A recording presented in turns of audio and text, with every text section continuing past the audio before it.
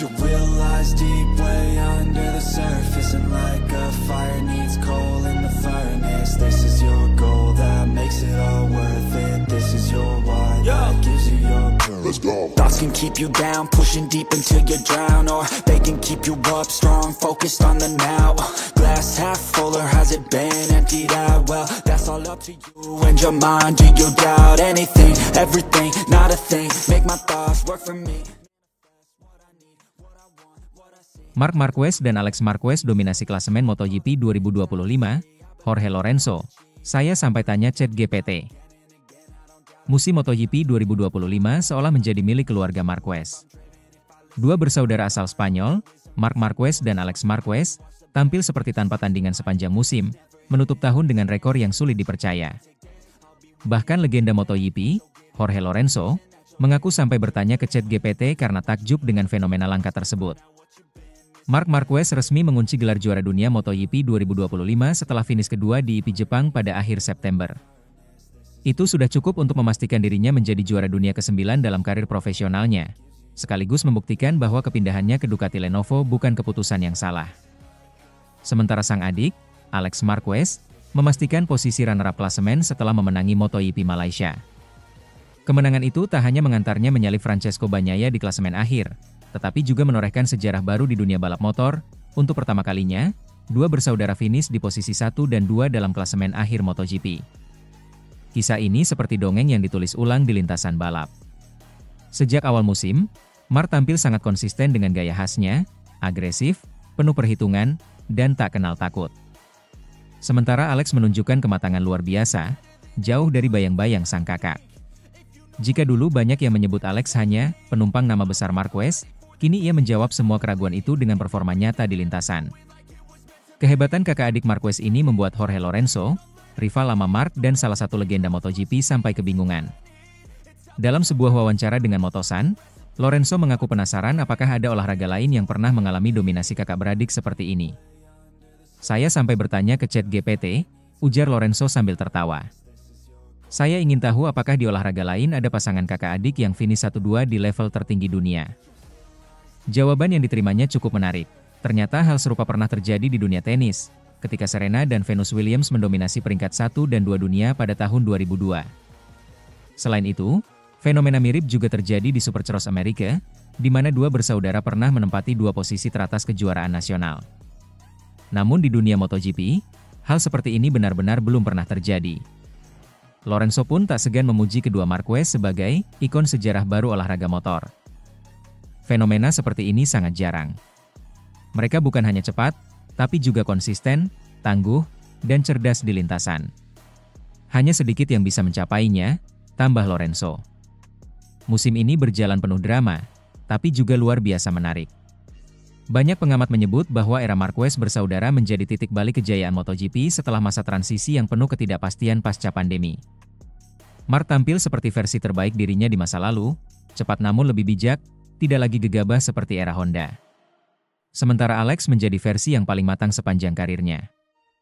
Dalam beberapa kesempatan, bahkan ia berhasil mengalahkan sang kakak secara fair di lintasan, seperti di IP Misano dan IP Thailand. Marc masih monster di tikungan dan pengereman, tapi Alex sudah sangat pintar membaca situasi, kata Carlo Pernat, pengamat MotoGP senior. Kombinasi keduanya membuat MotoGP musim ini sulit diprediksi. Mereka bersaing keras tapi tetap saling menghormati. Meski kakak beradik, Marc dan Alex tak jarang terlibat duel panas di lintasan. Pertarungan mereka di IP Catalunya bahkan disebut salah satu balapan terbaik musim ini. Di akhir lomba, keduanya berpelukan di Parc Ferme, momen yang jadi viral dan simbol sportivitas dua pembalap yang tumbuh dari keluarga sederhana di Cervera, Spanyol. Marc pernah berkata, "Kalau aku kalah dari Alex, aku tetap senang." Karena itu artinya nama Marquez tetap di posisi teratas. Ucapan itu menjadi cerminan betapa dalamnya ikatan keduanya. Mereka bukan sekadar rival di lintasan, tapi juga saudara yang saling mendorong menuju level tertinggi. Tak hanya mendominasi MotoGP, keduanya juga berbagi catatan sejarah lain. Marc dan Alex sama-sama pernah menjadi juara dunia di Moto3 dan Moto2. Artinya, tinggal menunggu waktu saja sebelum Alex menambah gelar di kelas Premier untuk menyamai sang kakak. Bagi banyak penggemar, apa yang dilakukan keluarga Marquez ini seperti kisah epik, bagaimana dua anak muda dari kota kecil menaklukkan dunia balap motor dengan kerja keras dan tekad luar biasa. Sementara bagi MotoGP, dominasi mereka menjadi bukti bahwa olahraga ini masih bisa menghadirkan kisah emosional dan inspiratif di tengah era teknologi canggih dan strategi tim besar. Dengan Marc Marquez mengoleksi gelar ke-9 dan Alex Marquez menjadi runner-up dunia, musim 2025 ditutup dengan catatan manis. Jorge Lorenzo mungkin hanya bercanda saat bilang, "Saya sampai tanya ChatGPT," tapi ucapannya mewakili rasa takjub banyak orang. Fenomena dua bersaudara menaklukkan puncak MotoGP bukan sekadar soal kecepatan, tapi juga tentang dedikasi, hubungan keluarga, dan ambisi yang tak pernah padam. Jika musim ini menandai lahirnya era Marquez bersaudara, maka para penggemar boleh bersiap menyaksikan babak baru. Apakah Alex bisa menyamai sang kakak? Atau justru keduanya akan terus bersaing memperebutkan tahta tertinggi dunia balap motor? Yang jelas, sejarah sudah ditulis dan nama Marquez kini resmi menjadi simbol dominasi, kebanggaan, dan inspirasi di MotoGP modern.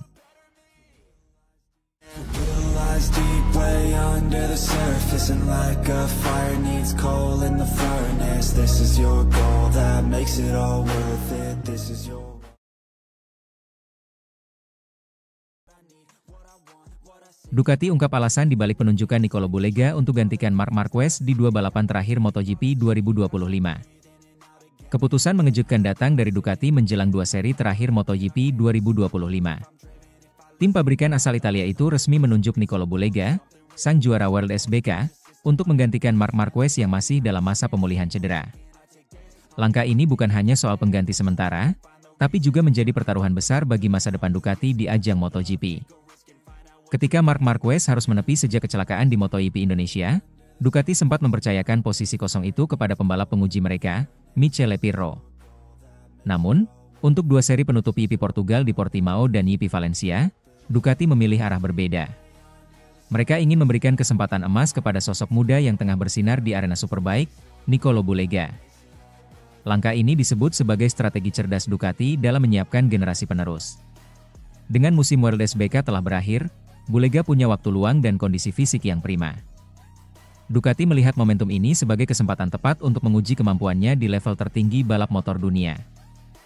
Nama Nicolo Bulega bukan pendatang baru dalam dunia balap Grand Prix. Ia memulai karir di Moto3, sempat berjuang keras di Moto2, hingga akhirnya menemukan jati diri di World Superbike bersama tim Aruba It Racing Ducati. Di ajang tersebut, Bulega tampil gemilang. Ia merebut gelar juara dunia World SSP 2023, kemudian dua kali menjadi runner-up World SBK pada 2024 dan 2025, hanya kalah dari rekan setimnya, Alvaro Bautista. Bagi Ducati, performa konsisten Bulega di WSBK adalah bukti nyata kapasitasnya. Ia dikenal sebagai pembalap dengan gaya halus, analitis, namun agresif ketika dibutuhkan, karakteristik yang cocok dengan filosofi Desmose Dici. Ditambah lagi, Bulega sudah beberapa kali terlibat dalam program pengembangan Ducati, termasuk sebagai test rider MotoGP di Jerez. Momen yang membuat Ducati akhirnya mantap menunjuk Bulega datang dari sesi uji coba di sirkuit Jerez Angel Nieto beberapa waktu lalu. Dalam debutnya menunggangi Desmose Dici EP25, Bulega mencatat waktu 1 menit 38 detik. Catatan itu luar biasa mengingat ini adalah pertama kalinya ia menunggangi motor MotoGP yang jauh lebih bertenaga dan kompleks dibandingkan motor WSBK. Yang lebih mengejutkan, Bulega bahkan 0,3 detik lebih cepat dari Pol Espargaro, pembalap penguji KTM yang sudah jauh lebih berpengalaman. Performa itu langsung membuat para teknisi Ducati terkesan. Dia cepat beradaptasi, tenang, dan mampu memahami motor dengan cepat. Ini sesuatu yang langka, ungkap salah satu sumber dari padek Ducati. Bagi Bulega sendiri, hasil itu menjadi sinyal bahwa dirinya siap melangkah ke tantangan berikutnya. Motor MotoGP benar-benar berbeda dari WSBK, tapi sensasinya luar biasa.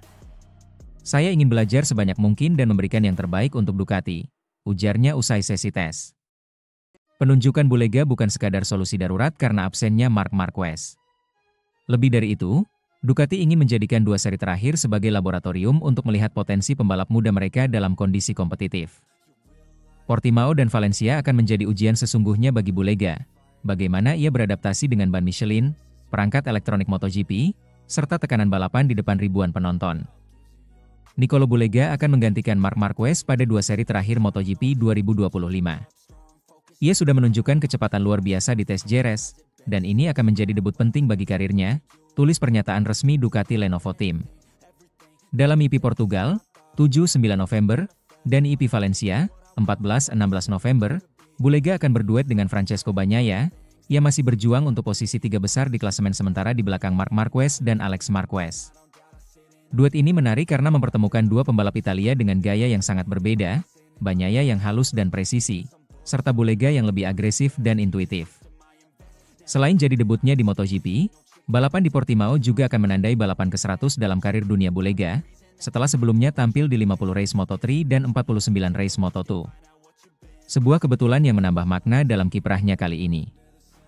Bagi kami, Bulega adalah simbol kebanggaan. Ia tumbuh bersama Ducati, mengenal karakter motor kami dari level bawah, dan kini siap membuktikan diri di puncak, ujar Paolo Ciabatti, Direktur Olahraga Ducati. Ia menambahkan bahwa apapun hasilnya nanti, pengalaman ini akan menjadi modal penting bagi Bulega, entah untuk masa depan di MotoGP atau melanjutkan kejayaannya di WSBK. Sementara itu, absennya Marc Marquez tentu jadi kehilangan besar bagi Ducati. Sang Baby Alien mengalami cedera bahu cukup parah setelah insiden di MotoGP Indonesia, dan dipastikan absen hingga akhir musim. Namun, berkat dominasi luar biasa sepanjang musim, Marquez sudah mengunci gelar juara dunia ke-8 kalinya bahkan sebelum seri Australia. Bagi Ducati, cedera Marquez memang menjadi pukulan emosional, tetapi sekaligus membuka peluang untuk menguji keseimbangan tim tanpa sang mega bintang. Di sisi lain, ini juga memberi kesempatan bagi Bulega untuk tampil tanpa beban. Ia tak dituntut podium, melainkan diminta fokus memahami karakter motor dan ritme balapan. Jika Bulega mampu tampil kompetitif di Portimao dan Valencia, bukan tidak mungkin Ducati akan mempertimbangkan langkah lebih besar, entah menempatkannya sebagai pembalap pengganti permanen di masa depan, atau bahkan membuka pintu menuju tim satelit MotoGP 2026. Bulega kini berada di momen penting yang bisa mengubah seluruh arah karirnya. Dari juara Superbike menuju dunia MotoGP, ia membawa semangat baru bagi Ducati, keberanian untuk mempercayai generasi penerus. Dan siapa tahu, dua seri terakhir 2025 ini bisa menjadi awal dari cerita besar baru. Kisah tentang bagaimana Nicolo Bulega, si juara muda asal Italia, menapaki tangga menuju puncak dunia MotoGP bersama Ducati.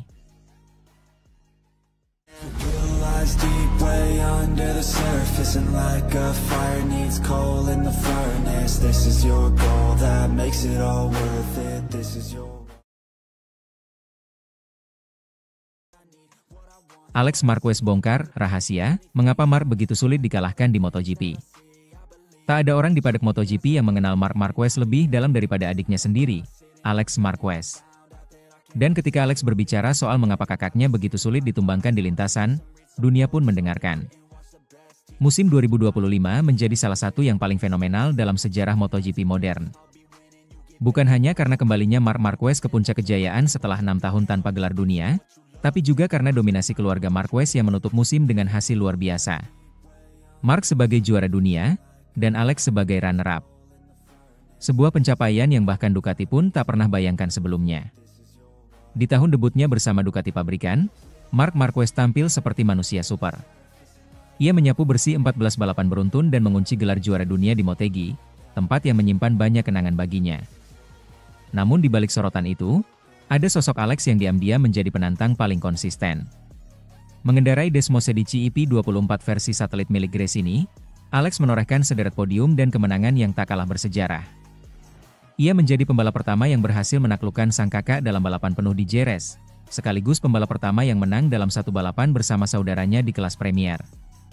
Tak berhenti di situ, Alex kembali menaklukkan Marc di sprint Silverstone. Sayangnya, setelah itu, badai kemenangan Marc datang seperti ombak tak terbendung. Marc dalam performa terbaiknya, ditambah motor Ducati pabrikan, adalah kombinasi yang hampir mustahil dikalahkan, ujar Alex dalam acara Estrella Galicia Riders Talk. Ketika ditanya apa yang membuat Marc begitu istimewa, Alex menjawab dengan nada campuran antara kekaguman dan frustasi. Kalau melihat catatannya, Marc seolah tak terkalahkan. Tapi dalam olahraga, tak ada yang benar-benar mustahil. Hanya saja, untuk mengalahkan dia secara konsisten, kamu harus jadi pembalap yang lebih lengkap darinya. Dan itu hampir tak mungkin, katanya sambil tersenyum.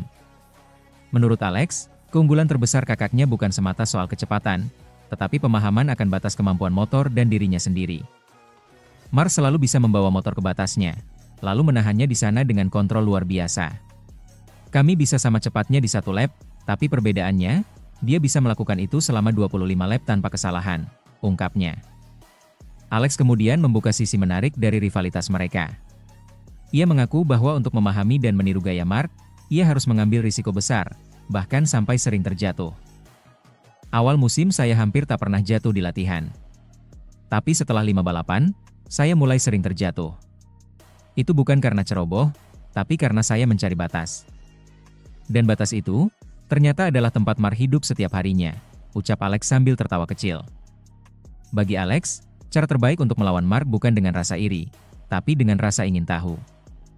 Kamu bisa saja berkata, dia beruntung, atau dia cuma punya motor lebih bagus. Tapi kalau kamu mau berkembang, kamu harus pelajari bagaimana dia bisa melakukan hal-hal itu. Karena disitulah rahasia sebenarnya. Meski kerap dikalahkan, Alex justru menganggap rivalitas dengan sang kakak sebagai bahan bakar semangat. Semakin kuat lawanmu, semakin besar doronganmu untuk jadi lebih baik. Dan dalam kasus saya, lawannya adalah kakak sendiri. Sulit, tapi juga menyenangkan, ujar pembalap kelahiran 23 April 1996 itu. Ia menambahkan, berada di bawah bayang-bayang Mark sejak awal karir bukan beban, melainkan sumber inspirasi. Setiap orang bilang saya, adiknya Mark. Dulu saya benci mendengarnya. Tapi sekarang, saya melihatnya sebagai kehormatan. Karena kalau kamu bisa berada di level di mana orang membandingkanmu dengan dia, berarti kamu sudah berada di jalur yang benar, katanya dengan nada tegas. Menariknya, meski hanya menggunakan motor YP24 sepanjang musim, Alex mampu bersaing dengan para pengguna YP25, bahkan beberapa kali lebih unggul dari Francesco Bagnaia dan Fabio Di Giannantonio. Jujur, saya tak menyangka bisa sekompetitif ini. Tapi kami bekerja keras setiap pekan, memahami data, dan menemukan setelan terbaik, ucapnya. Kini, Alex bersiap memasuki babak baru dalam karirnya. Musim depan, ia akan menggunakan Desmos Edici YP26, motor terbaru Ducati dengan spesifikasi penuh pabrikan bersama Mark di tim Ducati. Sebuah formasi yang membuat banyak pengamat menyebut mereka sebagai tim keluarga paling berbahaya dalam sejarah MotoGP. Sementara Marc Marquez harus menutup musim lebih awal akibat cedera bahu di Mandalika, Alex menjadi tumpuan Gresini dan tim Ducati di 2 seri terakhir. Ia memastikan posisi runner-up dunia lewat podium di Sepang dan menutup tahun dengan kemenangan ketiganya di race utama. Sebuah momen manis untuk menutup musim yang luar biasa bagi keluarga Marquez. Kini, dengan absennya Marc hingga awal 2026, banyak yang memprediksi Alex akan menjadi bintang utama Ducati. Tapi ia sendiri tetap merendah. Saya tak ingin berpikir terlalu jauh. Fokus saya hanya satu, terus berkembang, terus belajar. Karena kalau ada satu hal yang saya pelajari dari Marc, itu adalah kerja keras selalu menemukan jalannya menuju hasil. Deep way under the surface, and like a fire needs coal in the furnace. This is your goal that makes it all worth it. This is your